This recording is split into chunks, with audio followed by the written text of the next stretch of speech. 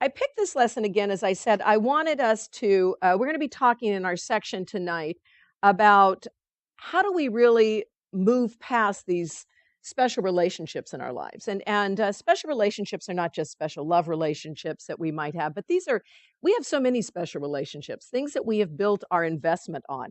Maybe it's a healthy body.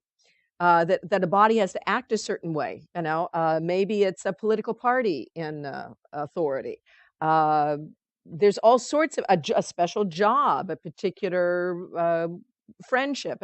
There's all sorts of things that we have endowed with specialness, and that will make us secure and safe if we have it, and insecure and lacking if we do not have it.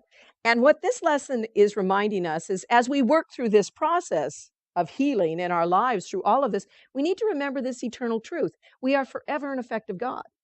That is the answer to anything that faces us today, where it says, Father, if we could remember, again, the course is always about getting us back to remembering our identity, who and what we are. What is our reality? What is our truth? That's the great journey, the great search of all mankind. Who am I? That's the question that people who think, question, wonder. And it says right here, it gives you the answer in the very, very beginning of this. I was created, Father, I was created in your mind, a holy thought that never left its home. So all of this thinking that we have lost ourselves, we don't know who we are, we're confused about ourselves, is answered in that. Now, the Course says that even though we've been answered in that, we still have, seems like an echo of all this confusion that seems to follow us. And so we're constantly needing to bring ourselves back to that truth. I am forever an effect of God. I am forever an effect of God. I am forever your effect, and you forever and forever are my cause. So that God is the cause, the great cause with a capital C, and we are the effect of his reality. How could you be opposite to anything other than that? And I was thinking, how does this relate to us personally in our lives? Have you ever had a cold? Okay. When you have a cold, you don't feel like yourself, do you? You're still you, right? But your ears might be plugged, your nose might be plugged, you might have a cough, all sorts of things that makes you feel not like yourself, right? You know yourself, you know when you don't have a cold, but when you have a cold, you just don't feel like yourself, right? That's what this is. It's like we have a cold. We don't know our reality. The reality is we are an effect of God. We are not these limiting, lacking, unforgiving, angry, chaotic experiences of our lives. We are this perfect truth, this loving extension, this powerful being. And yet we diminish this for this cold-like mentality. And the difference with a cold is you always know what about a cold. You're going to get over it, right? The ears will unplug. You'll stop having a drippy nose. You'll feel better. You just have to take a little time. Same thing is true for us. Sometimes we just need to go through the process, right? What do people say? What the old saying is, it takes 3 days to get a cold, 3 days to have a cold, and 3 days for the cold to go. That's usually it. So people in the middle of those 9 days, and they're often go to a doctor, and what does the doctor say? Go home, you got a cold, right? You got to live through it. 3 crucifixions. Yeah, it's 3 crucifixions. It seems like it. Yeah, the 3. But if you think about that, that's kind of, it's basically that. Now, I said that to a doctor one time, and they said, oh, I don't know. But that's what I had heard. Maybe it's an old wives' tale. But it seems to be that a cold kind of runs its course. And many times you feel the worst when you know it's on its way out. But if you think about truth, isn't that kind of how truth is in a lot of ways?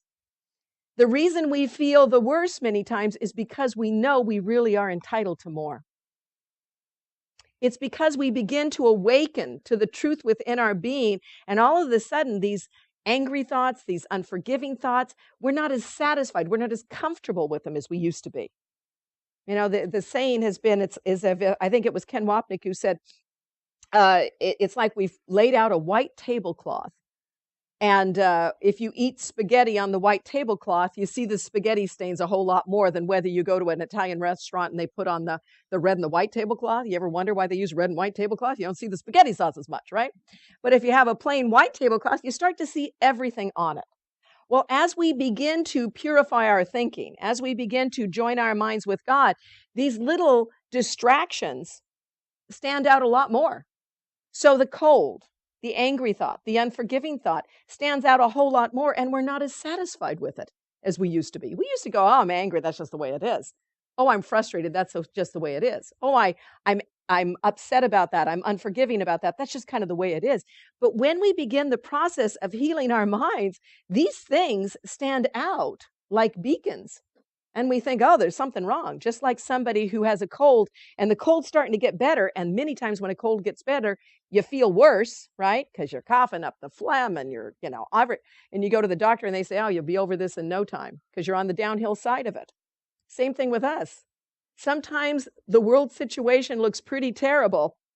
Our lives look pretty terrible, and we're just coming to a pinnacle of transformation. Why? Because you can't have anything but transformation. Why? Because you are forever an effect of God.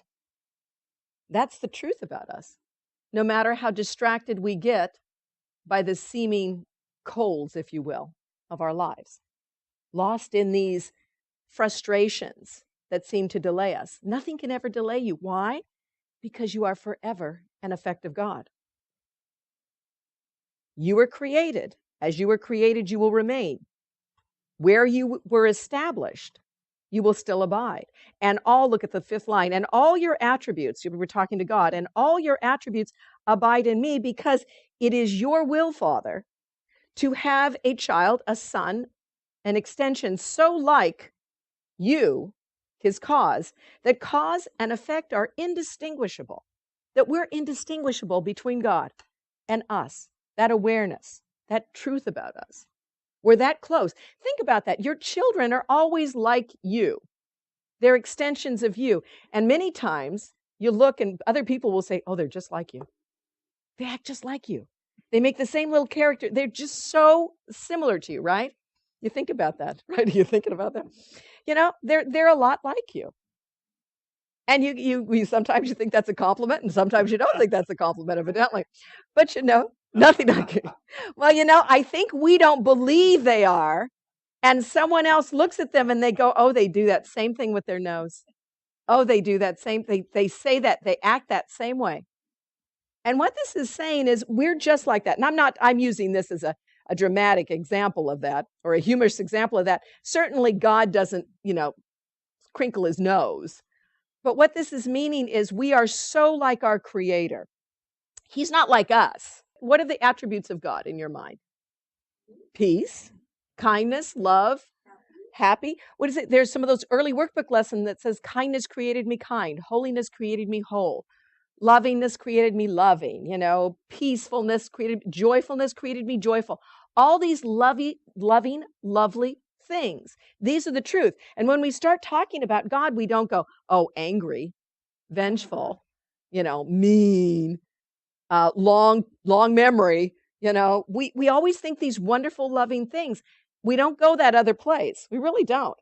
Those are the truths. Those are the truths about us, not the other things. These. And that's why we keep needing to replace these very diminishing thoughts we might have about ourselves with the truth.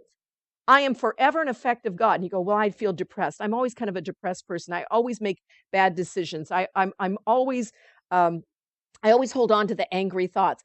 These are the things we like to put into our minds. And what this is saying is, would you say that about God?